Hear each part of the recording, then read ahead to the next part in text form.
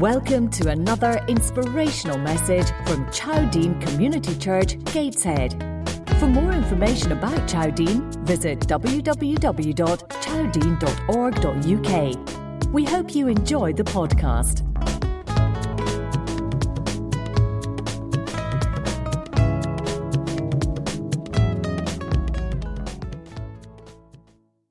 Thank you. Well, I don't know whether it's worse following Terry or following the children, because I thought he was very brave asking little ones like that questions, because you never, ever know what they're going to say. There are quite a lot of people in our congregation, I was going to say audience, well, you are audience, this morning that won't know that that's booming a bit. Am I too near? Okay. They won't realise that we're following a series at the moment, and we're following a series about the uniqueness of Jesus. And each person that speaks over the weeks is given a remit of different things. And today my remit is to talk about the wind and the waves know his voice. Now, there have been a few speakers before me, and I have listened very carefully to what they've had to say, because I found this quite difficult. But there's one gentleman who's just prayed for me who had a much more difficult job than me. I thought the one that he did was very, very difficult. So mine is the wind and the waves know his voice. So we're thinking about the elements today, and in reflection and in conjunction with Jesus' life. And so I started to think about these things. And I think we're very lucky in the northeast that we live so near the sea. And standing on the shoreline, there's nothing more mesmerizing than the pull of the water. So as the waves come into you and the tide turns, the water retreats, and then the force again of oncoming water, and the way it draws ever closer. And then it sucks back and makes that noise, and on it goes again. And all of that takes place without the aid of man. Now, of course, man, in his infinite wisdom, has tried to harness both the wind and the waves. And needless to say, they've done that for monetary gain, as usual, but have absolutely no control over either of the wind or the waves. Now, I don't know about you, but I love going walking in the countryside. And since I retired, I've joined a walking group. And I've been to some beautiful places. Although I thought I knew the Northeast reasonably well, some of the ladies and the gentlemen that I go walking with have been walking since they were teenagers in this beautiful Northumbrian countryside, and they know beautiful walks. But the one thing that really knocks me is I'm out in the countryside, and you go over the brow of a hill, and there are those horrible wind turbines. Now, I know in this modern day they're probably necessary, but I do think that they spoil the countryside. And they're one of my pet hates. And I would love somebody to sit down and tell me one day how much money we actually make out of wind turbines that benefits the people who use electricity. But the strength and the force of the wind and the waves have absolutely nothing to do with mankind. So that's where we're coming from today. And in that thought, we're thinking about the uniqueness of Jesus. Now, I titled the first bit of this, Learning the Ropes. So we've got quite a nautical theme this morning, learning the ropes, and how learning to cope in life with new skills.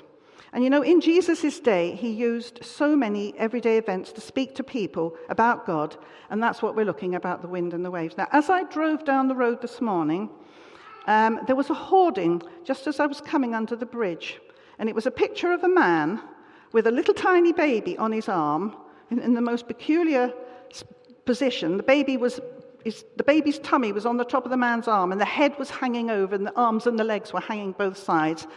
I think it was a banking ad, but I wasn't looking at that. I looked at the caption underneath, and it said, "Where's the manual?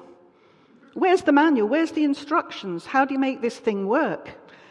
Because for all of you that have had a child, and we've got quite a lot of little ones here today, we all know that they don't come with instructions. And sometimes don't we wish that they did? Or then somebody gives you a wonderful book, and you read it, and you try marrying the baby up with what they've told you in the book. To me, it never ever works. There are lots of things in life like that now, aren't they? Nothing ever comes with instructions anymore. I know Kathy's just had a new cooker, and she's been beating away through trying to find out how to make this wretched thing work. And if you get anything new now, if you get a new mobile phone, they tell you to download the instructions online. Well, if you're of a certain age, you don't know how to do that. And if you did, you wouldn't know what to do with it. So things in life are sometimes a little bit difficult. And people come to maybe a meeting like this, and they come and realize that somebody is telling them that God loves them and that God has made a way for man to find himself to God, and they make that first big step in their life, and they become a Christian, and then they're out there in that big world all on their own. And where's the manual? Where's the instructions? And that's what we want to think about this morning. What sort of instructions did Jesus leave for his people? I don't know if the reading might pop up there. I wanted to just think about the story of Jesus calming the storm. And it's a very powerful story. And sometimes, I don't know about you, but we read these stories in isolation. And they're familiar to us. Not everybody here might be familiar with this story, but they are to a lot of us. And sometimes we don't sort of marry up what the story is about in how we can relate it to our lives. So here we are. I don't know if you want to, do you want to read it? I'll read it. So that day when evening came, Jesus said to his disciples, "Let's go over to the other side." And leaving the crowd behind, they took him along, just as he was in the boat. And there were other boats with them. And a furious squall came up, and the waves broke over the boat, so that it was entirely swamped. And Jesus was in the stern, sleeping on a cushion. The disciples woke him and said to him, "Teacher, don't you care if we drown?" And he got up and he rebuked the wind and said to the waves, "Quiet, be still." Then the wind died down and it was completely calm. And he said to his disciples, "Why are you so afraid? Do you still have no faith?" And they were terrified and asked each other, "Who is this? Even the wind and the waves obey him." So that's where I'm coming from at the moment. Even the wind and the waves obey him. And in week 1, Heather reminded us as she opened this series that Jesus is the one and only, and nobody else has ever been seen to do such amazing things.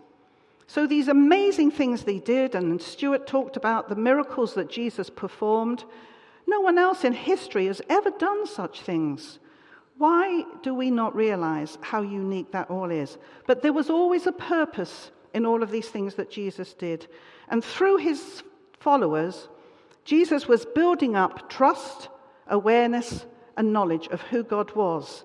And in the ordinary things of life and the familiar things, that's how God operates with us today. So that's what Jesus did. He used things that people were familiar with. Now, as a family, I've got quite a bad, well, not just me, but the rest of my family, we've got quite a bit of a history with water. We once took our family to the Lake District, and my sister and brother-in-law brought with them a clinker-built boat. And what my brother-in-law didn't realize was that it had been out of the water for 2 years on the forecourt of a petrol station, through all the warm weather as well as the cold. And so when we put this boat in the water, it seemed absolutely fine. And being us, we didn't want to stay just around the shore on Lake Oldswater where we were. We wanted to go to this little island in the middle. And so it was fine on the way there, and we had a lovely time. We were there all day. We have happy memories of lovely things. So my 3 children were in the boat with Ted and I, my sister, her husband, their 2 children, and another little girl. You know what it's like in the Lake District? The weather changed. It was so obvious there was going to be a really bad storm. And so we all hopped into the boat and started to row back to where we'd left the cars. But what we didn't realize was, because the boat had been out of the water for such a long time, that was the first time it had been in for 2 years, as it had got heavy with water, and there were 6 people in it, all the water started coming at the top of the boat, not the bottom bit, the top, but the weight of all the people. And I have never been so scared in my life, because as a mother, I realized how foolhardy it was. I knew nothing about boats. I trusted my brother-in-law. He'd been in the Merchant Navy. I think he was about 15 when he was there. So what he knew about little boats, I do not know. But that's just an example, isn't it, of how if we don't know the manual, we don't know the instructions, we don't know the dangers, we don't know what can happen, We can sometimes jump into things. We all jumped into that boat, what we thought was to get out of the wind and the rain, to get to safety, and it could have been a totally different story. We could have drowned our children and ourselves as well, I might add, because I'm not a very strong swimmer. But you know, I love Swallows and Amazons, that book, and they've recently just made a lovely film. And you know, but water is a dangerous element, isn't it? It is a dangerous element, and you quite often, when you're at the seaside or at the river, see people doing really, really silly things. But Jesus was unique, and he was dealing with ordinary things in life, and through much of his 3-year ministry, a lot of the things he dealt with were water-related. So it's no surprise today that that's what we're thinking about, water-related things. So the sea's prominent in a lot of these stories, and for us, we're an island race. We can identify them, and we're never far from the sea when we're here, are we? So I just wanted us to think about that all these things that are water-related have some significance in our lives, because Jesus was teaching lots of things through that. So in this story, Jesus is in the boat with them. And I think sometimes we forget that when life gets a little bit out of control, or when things in our lives don't always go smoothly, Jesus is in the boat with us. He's there already. Yes, in this story, he was asleep with his head on a cushion, but he was there, and it never seemed to them to be significant that maybe it would be a good idea to wake him up. And if they'd have woken him up straight away, they wouldn't have been so fearful. But he was there with them.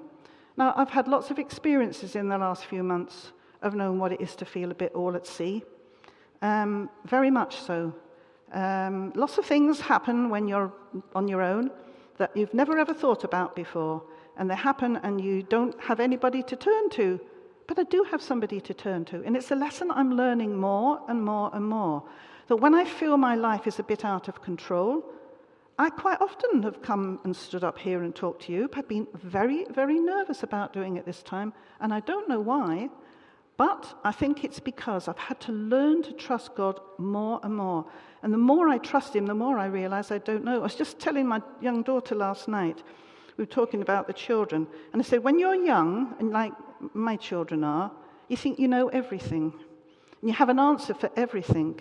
And as you get older and you get into the other end when you should know even more, I realize now I don't know anything at all. Absolutely nothing at all. But I do know that Jesus is in the boat of my life. And I do know that when I ask him, that he will come on board and he will help me. So then there was another occasion, and it was water-related. And Jesus had just fed the 5,000, and I think he possibly was tired, and he went away into the hillside to pray. But his followers went to fish, and they were in a boat. And that's the story in Matthew 14, where Jesus comes walking to them on the water. So they're out fishing all night, catch anything. And they were really, really scared, because then a great big storm blew up. There was wind, there was waves, there was mountainous waves. I had a little look in the Bible, and I thought, well, these people are on the Sea of Galilee. They're not on the sea as we would think, like the North Sea. They were on the Sea of Galilee. But when you read and find out the history of that the Sea of Galilee is very much below sea level, and all the hills and the mountains funnel all the bad weather in. It just reminds you once again, doesn't it, of the Lake District. You know, when you're out on the, well, Ullswater particularly, I know very well, those mountains around funnel all the wind. So here were these people in the boat, and their lives were threatened. And they called out, and Jesus came walking to them on the water. So what happened next? These men were in the boat. They were really scared. This time Jesus wasn't in the boat with them. This was a different tale altogether. But there was one man in the boat with them that had enough faith, and he walked towards Jesus. And he was the only one who responded in that way. Now, yes, when he took his eyes off Jesus, he began to sink beneath the waves. Another lesson for us all to learn. But when Jesus took him and they got into the boat together, as they got into the boat, the wind dropped. Now, I wasn't at this church weekend, but I do know quite recently you had the theme for the weekend was, if you want to walk on water, you have to get out of the boat.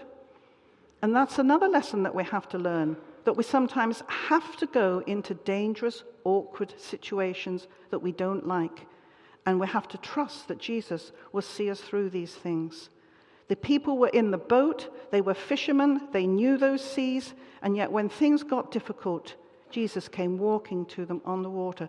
So he's teaching his disciples all the way through all these 3 years of his ministry that there are all these natural things that are in our lives, and he's teaching them how to live their lives through all the things. The security of having Jesus in the boat, that's the story, isn't it? He was in the boat on the first story, and they forgot to call him until they woke him up. The other story, he comes walking to them on the water. And as soon as Jesus is in the boat, everything is fine. I think that's something that we really, really need to learn. Now, God rescues us from many situations. I don't know whether you've experienced that, but I have. There have been lots of occasions in my life when I've got into difficult situations. I had a little holiday in Australia once to catch up with my daughters who were traveling. And the last day of my holiday, I nearly drowned. It was like North Shields on a bad day, but I was on Bondi Beach. And it was the one thing they said, "What do you want to do? It's your last day." And I said, "I want to go to the beach." I've been everywhere, done lovely things, but I hadn't been to the beach. So we went to Bondi Beach, and it never crossed my mind that the two young people who I was with, he took his T-shirt off and he dropped it on the beach. And then we all went off and played around in the water, but I got into difficulties. There was a rip tide, and it kept coming in, and it was sucking me, and it was sucking me in, and sucking me in, and then it was taking me further out, and it was turning me over, and I was swallowing loads of water. And my son-in-law saw me, and he tried to rescue me, but in trying to rescue me, I was drowning him. So I told him to leave me. And then, out of the blue, a young man on a surfboard appeared. I couldn't see him before. Mind, I was rather busy, struggling with water. He just appeared from nowhere. He appeared from nowhere, and he said, "Hang on to this." And he hung on to that. I hung on to that, and he took me to the shore, and he went back and he got my son-in-law. And you know what? We never ever saw him to thank him. I don't know where he went. I mean, I was totally exhausted by the time I got out of the water. And I crawled on my hands and knees up the beach, vomiting out copious amounts of water. And the car was there, and I opened the car door, and Louise, my daughter, went, "Oh, Mum, don't come in here, you're wet." And I was absolutely exhausted. That was my last day of my holiday. But before you call, I will answer. It's a horrible feeling to feel you're drowning. And there, out of nowhere, God sent a young man on a surfboard, and he rescued me. More importantly, he rescued my son-in-law, because that would have been terrible if anything had happened to him. God rescues us in all sorts of situations. It's amazing that the things that God does in our lives, and sometimes it isn't until we sit down sometimes to write things down that it suddenly makes us realize what an amazing God we have. I can only imagine what it would have done to my family if that end of that holiday had ended in a disastrous way. Another little story about Australia to do with wind and waves. We were coming down the east coast of Australia. We'd been to Canberra, and there were a lot of electrical storms around there, and they were fascinating. I don't know if you've ever seen a really, really amazing electrical storm. And the sky was split with great big fork lightning, and it was just amazing. I mean, we really enjoyed it. But where we were in the car, and we were on this sort of promontory, and there were all these flat stones. And as the sea was coming in tumultuously, it was going through these stones, and we didn't realize there were holes in them. And because of the force of the sea, they were pushing up through these holes and making the weirdest noises you've ever heard. In fact, it was really, really eerie. But it made you realize how powerful God is, the force of all that water. And so in my life, I feel as though there have been quite a lot of water-related things, and I know that God has always been there through them. Jesus wanted his followers, and he wants us today to know that in the ordinary, everyday things of life, when things seem out of control, and water particularly is something that is quite often out of control, And so from out of control, people's lives being out of control, a lot of people live shipwrecked lives. And I don't think there's any need for us to live shipwrecked lives. But some people live like that all the time. They just go from one disaster in their life, from one disaster to another, and they never learn the lessons that Jesus was teaching his followers, which have been written down so that you and I can learn from them. I am there before you call. I am there with you in the boat. When you're in the boat and it's all out of control, I'll come to you. Many years ago, I used to sing a song, and the words are these: when I think I'm going under, calm the waters, Lord. When I feel the waves around me, calm the sea. When I cry for help, oh, hear me, Lord, and hold out your hand. Touch my life, still the raging storms in me. And I think that's a really, really important thing to learn, that when your life feels shipwrecked and it's out of control, all you have to do is hold out your hand. Jesus is only a breath away. He's there in the boat. He's with us. We have times of shipwreck, but that's usually because we don't have Jesus in the boat. Now, water can be a really lovely thing, can't it? I mean, if you lie in a boat on your back with the sun on your face and trailing your hand in the water, it's a really lovely experience. You might be in a punt or somebody might be rowing you. It would be a very nice experience and probably you would enjoy it. But it's a far cry from cold winds and high seas and feeling out of control. And I think in the modern life in which we live, we have to learn to walk by faith through both of these experiences. We'll have them all in our lives. And the many, many events of Jesus' lives were to do with stormy seas. Now, there are two particular stories that I'd like to just mention. One's in Luke 5, and it's at the beginning of Jesus' ministry. And it's when he called Simon Peter to come and fish for men. And Jesus had been watching them, and they'd been out all night. So Simon, probably with his brother and probably with other men, they were out all night, and they'd been fishing. They're obviously earning their living. And they hadn't caught a thing, nothing at all. And there were other people there with them, and Jesus told them to cast their net on the right-hand side of the boat. And when they did that, the net was full, so much so that it took loads of them to drag the catch into the boat. And it said they filled 2 boats. But it was at that stage when Simon realized that Jesus was somebody different, when he recognized that Jesus was unique, that Jesus then told him to leave his fishing and come and fish for men. So once again, we have a story where sometimes we're involved in doing the things that don't produce anything. There are lots of us that have been Christians for a long time, and we battle away at things, thinking that we're going to achieve great things for God. And quite often, we're doing the wrong things or things he doesn't want us to do. So there is always a large catch of fish out there. You know, there's just a few of us in here this morning, and what we want to do is to reach the people who don't know God. And what God wants us to do is to be in the right place at the right time. Closeness to Jesus brings changes in people's lives. And I'm sure everybody sitting in here this morning that knows Jesus in a personal way would testify to that. Being close to him changes your life. You cannot be close to Jesus and not be a changed person. Yes, we go off track a bit, but Simon recognized that. He recognized his sinfulness. He asked the Lord to show him a new way. He recognized, he probably wouldn't use these words, that he recognized that Jesus was unique. So there's no need for us to have shipwrecked lives. The trouble is, we're often looking in the wrong place. So on Jesus' journey through his 3-year ministry, he ate and he slept and he lived, and he passed his unique knowledge on to his followers, and he became a mentor to them. So that's what he's asking us to do. He's asking us to be mentors to other people. I mean, quite a few of us in here are of an age now when we're not even at work. And so we have plenty of time to be mentors to other people. Young people, there's quite a lot of lovely young people in here this morning. Young people, particularly young Christians, need mentoring. They need somebody that knows the ropes, somebody that's learnt the ropes, and usually we've learnt them the hard way. So that's, I think, is perhaps the role of most of us in here this morning, is to be a mentor to other people.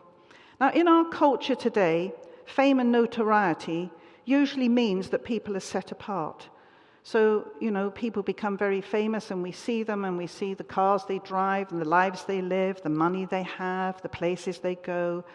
And they're not really interested in ordinary people because, well, they were ordinary people themselves once, so they don't want to be ordinary anymore. They want to be extraordinary. But that wasn't what Jesus did. Here we have this unique man who came from God at God's request to make a bridge back to God. And did he keep himself apart? No. He didn't own anything. He didn't have a house. He didn't have a means of transport. He didn't have expensive clothes. He was just humble and ordinary, but people were attracted to him. I've often wondered why people were so attracted to Jesus, because it tells us in the scriptures that there was nothing about his appearance that would make him attractive to people, but people were attracted. It's a good lesson for us all, that people can be attracted to the person we are inside and not to the person we are on the outside. So that's another lesson that Jesus taught, that he needed to be close to his friends and close to his people to be part of their lives. And now I was thinking about a port in a storm, and that's what we all need in our lives, a port in a storm.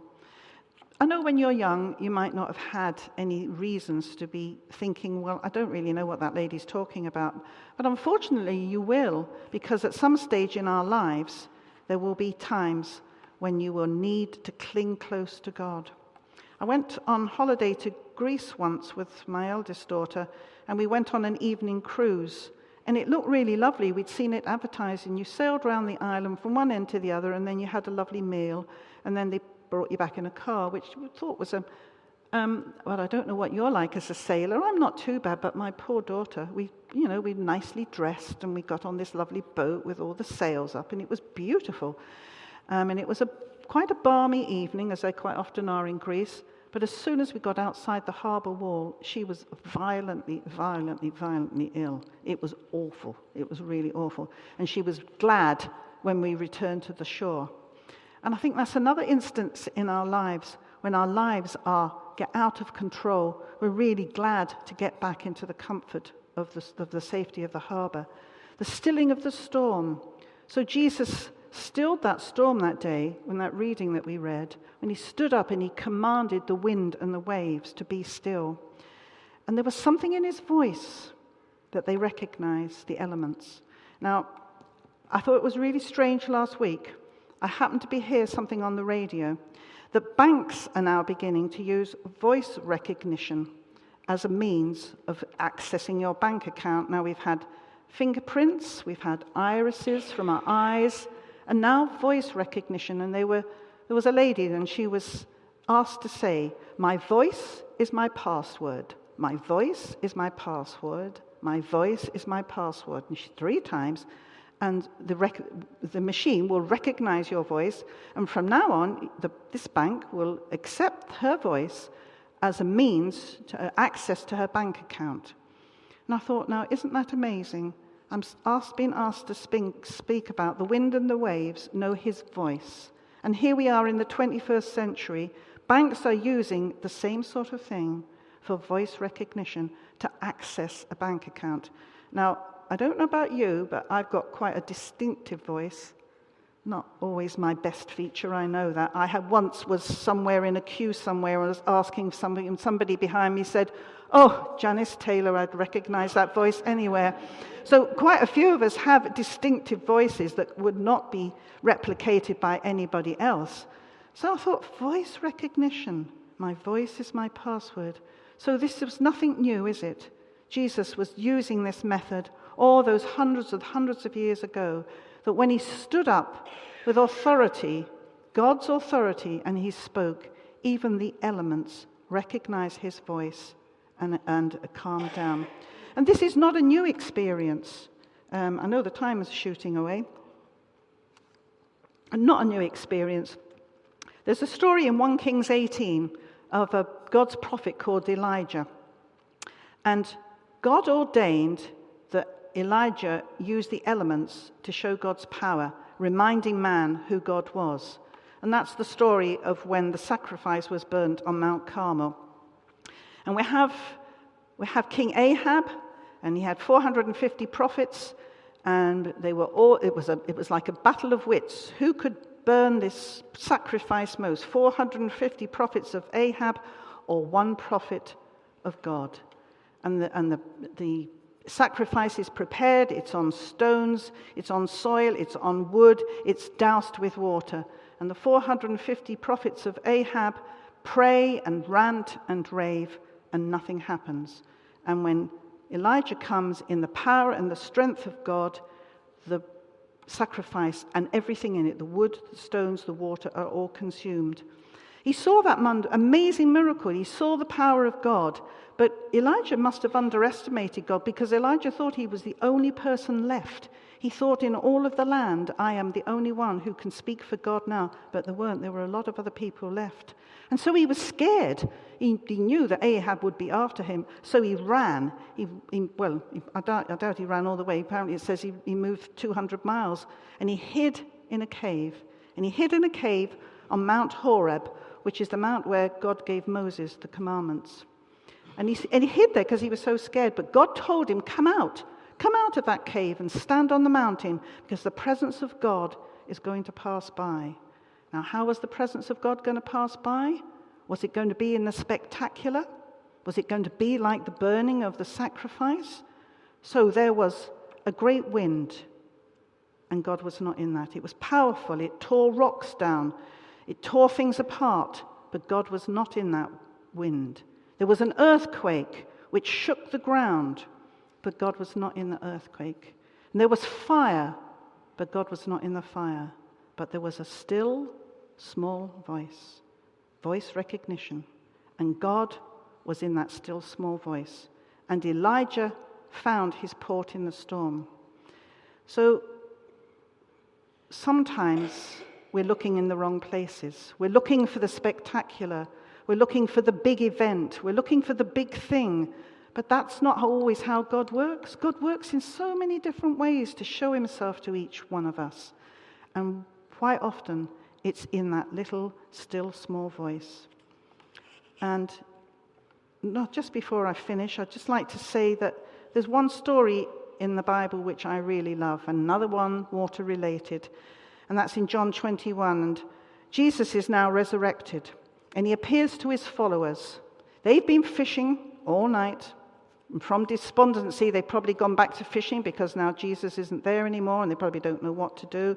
And they've caught nothing, and they see a man standing on the shore. And he shouts out, "Any fish, boys?" And no, they haven't caught any fish. And he says, "Throw your nets to the right-hand side, and you'll catch plenty." And once again, another huge catch of fish, and they haul them into the boat. And John says to Peter, "It's the Lord." And Peter was out of that boat before you could say knife, wrapped himself in his cloak, and off he goes. And he gets to the shore, and he realizes that's Jesus. But what he sees most of all is a fire burning, and there's fish already on it cooking, and there's bread. Now, they've been fishing all night, and they couldn't catch a fish. There's a man on the shore. "Any fish, boys?" Out of the boat, he gets to the shore, and this man already is cooking fish on a fire. No one asked who it was. "Who are you?" But they knew that it was the Lord. And after they had eaten, Jesus challenged Peter, "Do you love me?" He asked him 3 times, "Do you love me? Do you love me?" It reminded me of when Sam was speaking the other week. Son of man, Son of God. This was such an important occasion, because then Peter recognized that this wasn't just a man, this was God. So now we've been reminded that Jesus had powers over the elements before his earthly existence, which Terry reminded of when he did his talk about theophany, about manifestations of God's power, sometimes in human form and sometimes in the elements, like we heard with Elijah, and sometimes in that only that still small voice, sometimes walking to us on water, before he was born, before he started his ministry, after he'd been resurrected. So all through Jesus' ministry, there are many times when there have been stories that are all water-related, where he shows his power. Now, if the band would like to come up onto the stage, I've nearly finished. So, encouraging people was what Jesus did. And after that episode of the fish and the fire, he appeared to many people, about 500 people, after he was resurrected. And he encouraged them. Why? To encourage them to pass on the message of his wonderful life and his resurrection, and the fact that he was the link between God and man. And that's what we should be doing now. Jesus was serving the people, and through them, we, and you and I, are to be the fruit. So let's remind ourselves that the elements are not in our domain. There's nothing to do with God. Wind and wave in right proportions will harness power. Windmills that we talked about, sailing ships. Source of water is there for our survival, to drink, to bathe. But get these things out of control, and then they become a disaster. I mean, we've seen so much of that recently, have we, in Haiti particularly. And one particular thing that always sticks in my mind was I was getting ready early one Boxing Day morning to go to work. It was about 7:30 in the morning, and I turned the television on for the news, and it was when that awful tsunami appeared. And I could not believe my eyes.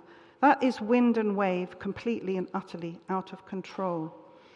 We want to have these things harnessed. We want the good things of our life to be harnessed and in control so that God can use them. We don't want our lives out of control like that tsunami was.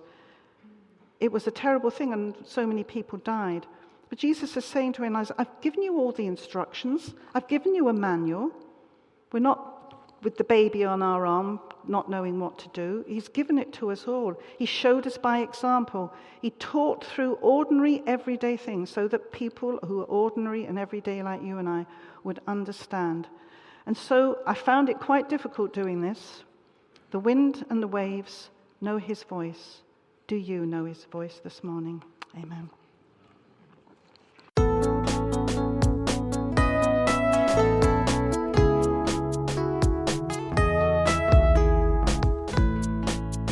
This is the end of this message. We hope you enjoyed it. If you want to find out more about our church, please visit www.chowdean.org.uk. And please take a minute to rate our podcast on iTunes.